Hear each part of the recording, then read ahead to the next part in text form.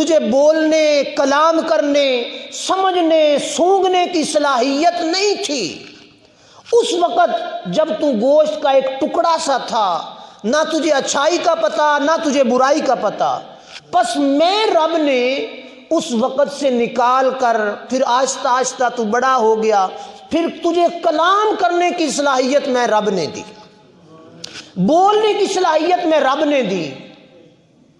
جب تو بولنے کے قابل ہو گیا اور تیری عقل جو بالکل ختم تھی نہ تھی، میں رب نے تیری عقل کو مضبوط کیا، تیرے وجود کو طاقت بخشی۔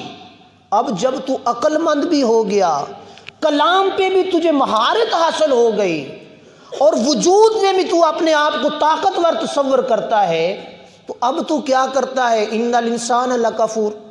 اب تو میں رب کی ناشکری کی طرف آ گیا۔ انسان ذرا غور کر، اپنے احوال پہ غور کر اور اپنے اعمال پہ غور کر، اپنی اصلیت کو دیکھ کہ تو تھا کیا، میں رب نے تمہیں کیا سے کیا بنا دیا۔ تو یہ چیز اللہ تبارک و تعالیٰ جل شانہ نے انسان کو، مجھے اور آپ کو یہ چیز سمجھا دی کہ انسان خبردار ہو جا۔ یہ نہ سمجھ لینا کہ میں بس دنیا میں آیا، زندگی بسر کی اور زندگی بسر کر کے چلا گیا۔ یہ زندگی کے ایک ایک لمحے کا تجھ سے امتحان ہوگا، پوچھا جائے گا۔ زندگی جو میں رب نے دی تمہیں، اس زندگی کو کہاں تو نے صرف کیا؟ کیا اللہ کی طاعت اور بندگی میں صرف کیا، یا عیاشی، مکاری، دنیا کے مکر و فریب، دنیا کی محبت، دنیا کی غرض و غایت، دنیا کا لالچ، اس کے اندر تو نے اپنی زندگی کو مبتلا کر کے رکھا؟ آج بتا، کب؟ لمن الملک اليوم للہ الواحد القہار۔ آج اللہ کی عدالت میں ہر عمل کا جواب تجھ سے مانگا جائے گا، پوچھا جائے گا، بتا تو نے زندگی کس زمرے میں بسر کی۔ تو پھر اس وقت انسان کو جواب دینا پڑے گا۔ اور آگے اللہ تبارک و تعالیٰ جل شانہ نے ارشاد فرمایا، وَلِكُلِّ أُمَّةٍ جَعَلْنَا مَنْسَكَنْهُمْ نَاسِكُوا فَلَا يُنَازِعُنَّكَ فِي الْأَمْرِ وَادْعُ إِلَىٰ رَبِّكَ إِنَّكَ لَعَلَىٰ هُدًى مُسْتَقِيمٍ۔ اب یہ بھی انسان کو سمجھایا، ہم مسلمانوں کو خاص کر بطور خاص، ہر امت کے لیے میں رب نے ایک شریعت مختص کی ہے۔ اب شریعت کا مطلب ہوتا ہے نظام۔ شریعت کا کیا مطلب ہوگا یہاں پہ؟ نظام، جس نظام کے مطابق ہم نے زندگی بسر کرنی ہے۔ ہم ملک پاکستان میں رہتے ہیں، ملک پاکستان کے قانون ہم پہ لاگو ہوتی ہیں۔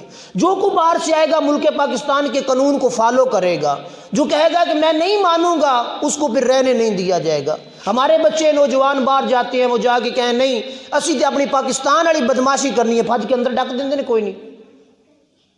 تو اسی طرح جب ہم شریعت کا نام لیتے ہیں تو شریعت کا مطلب ہوتا ہے ایک قانون اور دائرے کے مطابق زندگی بسر کرنا۔ تو اللہ تبارک و تعالیٰ نے فرمایا، وَلِكُلِّ أُمَّةٍ جَعَلْنَا مَنْسَكَنْهُمْ نَاسِكُوا فَلَا يُنَازِعُنَّكَ فِي الْأَمْرِ۔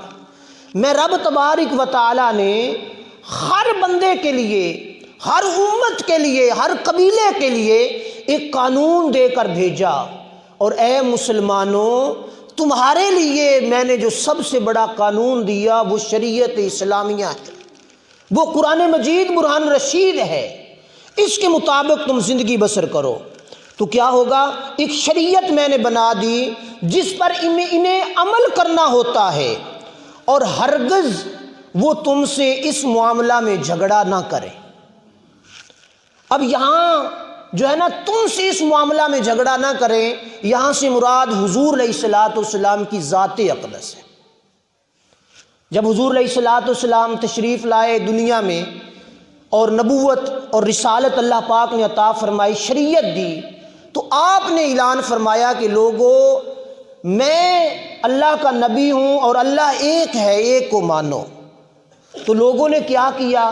حضور علیہ الصلوۃ والسلام کو جھٹلایا، تکذیب کی، اس شریعت کا مذاق اڑایا جس شریعت پر حضور علیہ الصلوۃ والسلام جلوہ گر ہوئے۔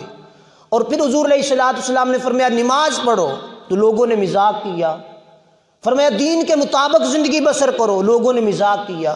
تو یہاں مراد یہ ہے، حضور علیہ الصلوۃ والسلام فرمایا ہرگز وہ تم سے اس معاملہ میں جھگڑا نہ کریں اور تم اپنے رب کی طرف بلاؤ، بے شک یہ سیدھا رستہ ہے۔ یعنی حضور علیہ الصلوۃ والسلام کو خطاب کیا۔ اب یہاں پہ میں نے بھی اور آپ نے بھی اپنی زندگی کو ٹٹولنا ہے اور دیکھنا ہے۔ ایک وقت وہ تھا جب کفار اور مشرکین مکہ وہ شریعت اور قانون جو حضور علیہ الصلوۃ والسلام لے کر آئے، وہ قرآن جو حضور علیہ الصلوۃ والسلام لے کر آئے، جب ان کے سامنے اس قرآن کی تلاوت کی جاتی، اس شریعت کی بات کی جاتی اور اس برے معاشرے کو معاشرہ اصلاح کی طرف منتقل کرنے کی کوشش کی جاتی، تو وہ لوگ آگے سے کیا کرتے تھے؟ وہ تمسخر بھی اڑاتے تھے، وہ اس کو جھٹلاتے بھی تھے،